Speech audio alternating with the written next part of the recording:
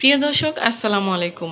সানিয়া কবির রেসিপির আজকের আয়োজনে আপনাদের জন্য থাকছে ঠান্ডা ঠান্ডা পাকা আমের ডেজার্ট রেসিপি। এই গরমে আম আর সাবুদানা দিয়ে কিন্তু অসম্ভব মজার আর লোভনীয় ডেজার্টটা তৈরি করে ফেলতে পারেন খুবই সহজে। আর ডেজার্টটা খেয়ে ছোট থেকে বড় সবাই কিন্তু খুব বেশি তৃপ্তি পাবে।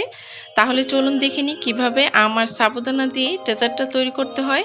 ডেজার্ট তৈরি করার জন্য আমি প্রথমে সাবুদানাগুলোকে বয়েল করে নিব। তার জন্য চুলায় একটি প্যান বসিয়ে পর্যাপ্ত পরিমাণে পানি দিয়েছি। আর পানিটা যখন গরম হয়ে আসবে তখন আমি এতে দিয়ে দিচ্ছি হাফ কাপ সাবুদানা, দিয়ে একটু নেড়েচেড়ে দিচ্ছি আর অপেক্ষা করছি সাবুদানাটা সিদ্ধ হওয়া পর্যন্ত। আর যখনই দেখতে পাবেন সাবুদানাটা দেখতে স্বচ্ছ কাচের মতো দেখা যাচ্ছে, তখনই বুঝতে হবে সাবুদানাগুলো সিদ্ধ হয়েছে। এখন চুলা থেকে সাবুদানাটা নামিয়ে একটা স্ট্রেনারে ঢেলে পানিটা ঝরিয়ে নিয়ে আমি ঠান্ডা পানি দিয়ে সাবুদানাগুলোকে ধুয়ে নিচ্ছি। এতে সাবুদানাগুলো কিন্তু আঠালো হবে না। এখন চুলায় একটি প্যান বসিয়ে 3 কাপ দিয়ে দিচ্ছি লিকুইড মিল্ক, দিয়ে অপেক্ষা করছি দুধটা বলক আসা পর্যন্ত। আর এই দুধটা কিন্তু আগের থেকে জাল করা। এখন দিয়ে দিচ্ছি আগের থেকে বয়েল করে রাখা সাবুদানাগুলো, দিয়ে নেড়েচেড়ে মিক্সড করে দিচ্ছি। আর আমার মনে হয় সাবুদানা দিয়ে কোনো ডেজার্ট তৈরি করতে গেলে আগের থেকে ভেবে পানি দিয়ে সাবুদানাগুলো সিদ্ধ করে নেবেন। এতে কিন্তু সাবুদানাগুলো আঠালো হয় না আর ডেজার্টের সাথে খেতেও কিন্তু ভালো লাগে।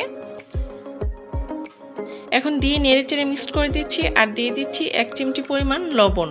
যারা মিষ্টি খাবার লবণটা খেতে পছন্দ করেন না তারা চাইলে স্কিপ করতে পারেন, তবে আমার মনে হয় একটু লবণ দিলে কিন্তু মিষ্টির ব্যালেন্সটা ঠিক থাকে। এখন এটাকে সাবুদানাগুলোকে দুধের সাথে আমি রান্না করে নিয়েছি 5 মিনিটের মতো। এখন দিয়ে দিচ্ছি আমি হাফ কাপ কনডেন্স মিল্ক। চেষ্টা করবেন কনডেন্স মিল্ক দিয়ে ডেজার্টটা তৈরি করতে, এতে খেতে কিন্তু খুবই মজার হয়। তবে একেবারেই যদি হাতের কাছে কনডেন্স মিল্কটা না থাকে তাহলে এখানে আপনারা আপনাদের টেস্ট অনুযায়ী চিনিটা ব্যবহার করতে পারেন। এখন দিয়ে নেড়ে চেড়ে এটাকে আমি জাল করে নিয়েছি 7 থেকে 8 মিনিটের মতো। জাল করতে করতে যখন এই সাবুদানার মিশ্রণটা এরকম ঘন হয়ে আসবে তখন আমি এটা চুলা থেকে নামিয়ে নিচ্ছি। আর নামিয়ে একটা বাটিতে ঢেলে নিচ্ছি আর একটু নেড়ে চেড়ে আমি এটাকে রুমের স্বাভাবিক তাপমাত্রায় ঠান্ডা করে নিচ্ছি। যখনই নাড়তে নাড়তে এরকম ঠান্ডা হয়ে যাবে তখন আমি এটা নর্মাল ফ্রিজে রেখে দিচ্ছি 1 ঘন্টার মতো।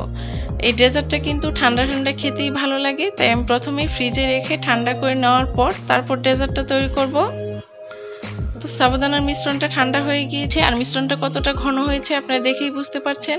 এখন দিয়ে দিচ্ছি 1 কাপ পাকা আম কিউব করে কেটে রাখা, ছোট ছোট কিউব করে কেটে নিয়েছি। আর দিয়ে দিচ্ছি 1 কাপ আমের পিউরি, আর দিয়ে দিচ্ছি একটা পাকা কলা এভাবে ছোট ছোট করে কেটে দিয়ে দিয়েছি।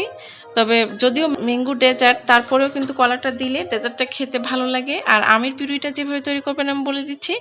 আমি আমের পিউরিটা 2টা আম চিপে শুধু ব্লেন্ড করে নিচ্ছি, এখানে কোনো চিনি বা কোনো কিছু পানি অ্যাড করিনি। তো সব কিছু নেড়েচেড়ে মিক্সড করে দেওয়ার পর আমি ডেজার্টটা গ্লাসে সার্ভ করে দেখিয়ে দিচ্ছি দেখতে কতটা লোভনীয় হয়েছে। দেখতে যেমন সুন্দর হয়েছে খেতেও কিন্তু ভীষণ মজার হয়েছে।